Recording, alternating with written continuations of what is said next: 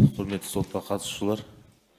Біріншіден, жәбірленуші Нұрымов Қажаубайдың отбасынан толықтай кешірім сұрағым келеді. Қаза қайырлы болсын. Қайғыларыңызға ортақпыз. Бұйрық болып тұр деп ойлаймын, бәрі Алланың қалауымен. Құрметті сот, алдында жауабымды айтып өткендей, мен Шерзат Болатовты қол ұшын тиіп мен оған өлтірген жоқпын. Шерзат Болатовты өлтіргенім болса, құрметті сот, мен алдыңғы жауабымда басында мойындайтын едім. Мен істеген іс-әрекетімнен қашатын жігіт емеспін. Мен ақиқатты айттым алдында, қалай болған жауабымда. Жауабымды не үшін өзгерткенім.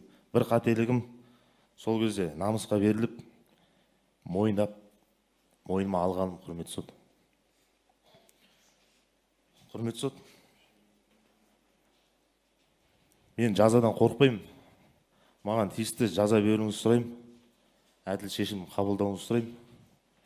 Қазақстан Республикасының қылмыстық кодексінің 106 бабымен жаза тағайындауыңызды сұраймын. Және де айтып өткендей, барша қазақ елінен, қазақ халқынан кешірім сұрағым келеді.